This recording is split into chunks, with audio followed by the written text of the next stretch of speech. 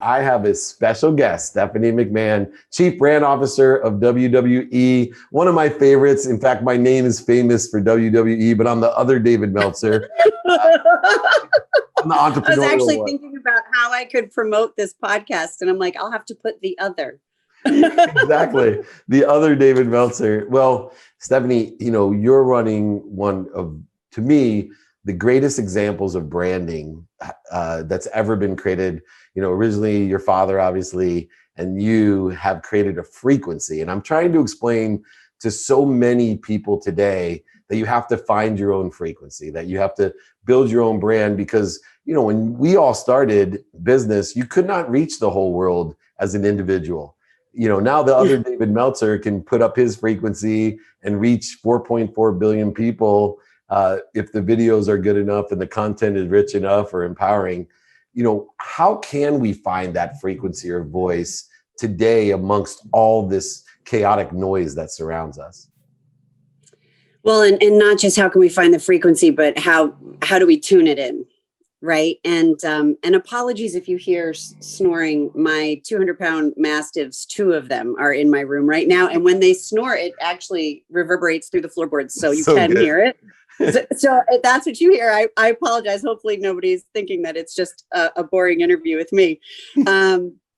Feel free to snore away if that's the case. But I think in terms of breaking through the clutter, that's one of the biggest challenges. And I think it's such a challenge for marketers today. But are you speaking more from a personal standpoint or from a business standpoint? Well, I think I'd like to know your understanding between the two, if there's differences for each, if you wouldn't mind, because you do so well within your sport with the brand itself and then personal brands within the context of that as well. So I think more and more companies, I think audiences and consumers are looking to who the leadership in companies are. It's not just the brand itself. It's the brand, it's what it stands for, and it's who's behind the brand. And I do really think that matters. And I think it didn't matter as much 10, 20, 30 years ago. But I do think that matters now. And I think in terms of finding your frequency, you have to first and foremost contact your audience, your fans, your consumers, where they are on the platforms that they prefer to consume, right? So, and whatever time of day they prefer to consume it. But the content that you create needs to be customized for each platform, because one size doesn't fit all. You really need to understand the needs of those that you're reaching. And I think authenticity is critical. You have to believe in your brand. You have to believe in what you say, and you have to believe in yourself, right? Those are very important aspects, I think, of finding your frequency and generating that authentic connection to your audience. And you guys do such a great job over 4 generations. It's truly a legacy. I compare it to, I joke around about Walt Disney. I said, I go on to YouTube and there's 470 million views of the Mickey Mouse Club, and 470 million. And I think about what was in Walt Disney's mind when he created, the first Steamboat Willie black and white whistling mouse. Could he ever imagine that brand? And, even more than an animated series like Disney and what it grew into, you deal with real people. And I remember I was with Hulk Hogan, ironically, at Joel Osteen. We were together and we were talking about wrestling being real. And he said, look, the outcome's determined, but it's real. He goes, this stuff is real, Dave. And it gave me a whole new great perspective of what you've done. But how have you created that legacy? Because the technology has changed people's idea of what's real or not real and entertaining and not entertaining. Yet you guys just keep growing and building your brand, even though people could play Fortnite instead or some video game, but they can't get enough of you and your brand. Well, may that continue. And I think it's the legacy that my father has really built, right? And I have the privilege of having the opportunity to help continue that legacy. But I think, we are competing with everything that's out there. I think, that's all of us are. We're competing for share of time, right? And there's so many different content offerings or games or whatever it is. And you have to make sure that your content is, resonates, that it's meaningful. I think that, you have to give people a reason to tune in, right? And when they do tune in, you have to reward that. You want to over deliver on their expectations, no different than a business partner, right? Someone who's doing business with you and they partner with you to reach your audience, you want to over deliver for them. Well, the most critical audience is your fan base. And you want to listen to them. You want to engage with them. You want to respond to them, show them that their voice matters. I actually think it goes so much further than engaging with your audience. I think it's actually empowering your audience, and letting them know that their voice matters and that they have an impact. That I think is one of the things that WWE has done since the get-go. And yes, there are fans who will say that we don't listen, but trust me, we are listening. Creatively, everyone has their own opinions. But whether it was the live event audience, before social media was even invented, with that live event audience giving us their real-time feedback, almost like a focus group every single night, right? What they like, what they don't like, and what they don't care about, which is just as important, to know what is not resonating, so you don't continue to push down that path. Yeah, it's really interesting too, because growing up with WWE myself, it was one of the first kind of brands that allowed, what we call today haters, right? They encourage people to boo. They want to know what you think. And I tell people all the time, you got to illuminate that. Anyone, on all the trolls that I get, I give them my cell phone. I'm like, why are you so angry? Here's my cell phone. Give me a call. Let's discuss. I appreciate, there's some really mean things people say, especially if you look like this, right? So I'm like, here's my cell phone. Give me a call. And I almost learned that from how you guys illuminate, and you almost branded yourself by people that were like booming and angry. What's the secret of illumination in accepting the haters today? It's one thing to get booed at in the stands at a live event, but I mean, I'm sure there's just some very opinionated trolls out there that love to share their opinion. Well, from a business standpoint, I portray a heel, right, or a villain, as a character, and I encourage the boos and all the haters. And quite frankly, from a storytelling perspective, I find the antagonist a million times more interesting than the protagonist. But when you consider that basic format, right, whether it's a book, a movie, an opera, ballet, it is protagonist versus antagonist with conflict resolution. It's the most basic form of storytelling that there is. In WWE, our conflicts are settled inside the ring, right? With some of the greatest live action that you could see in sports or entertainment, in my opinion. But of course, you want to encourage the haters, I guess, in that aspect, because you want them to root for the good guy. You want them to root for the hero.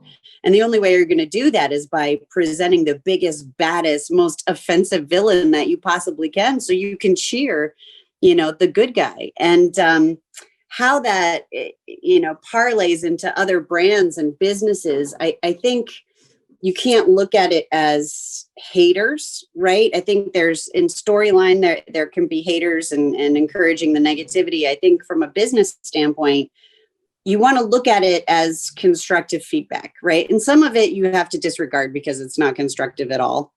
But most of the time, I think people are trying to give an opinion of something they'd like to see change or improve. And so if you can, it's very hard to do, particularly when you're an individual reading something that is directed at you.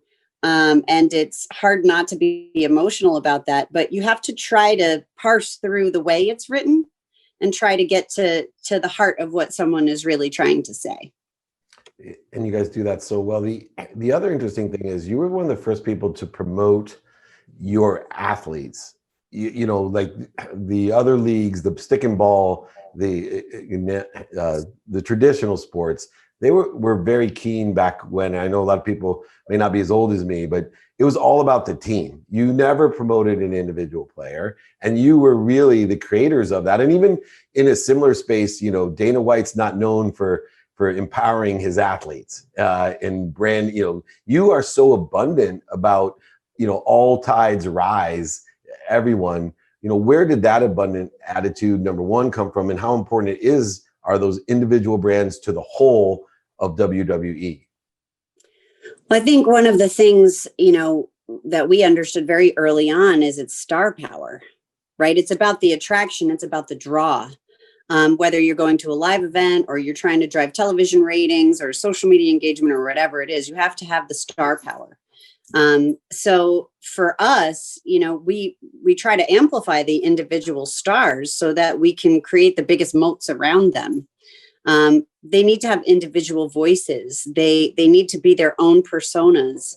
And I think now in the digital and social age, the audience wants to engage with these stars on a personal level. Like I know you play, this particular character, but who are you in real life? Do you have dogs? Do you have cats? What do you like to eat? Like all this stuff, because people want to relate.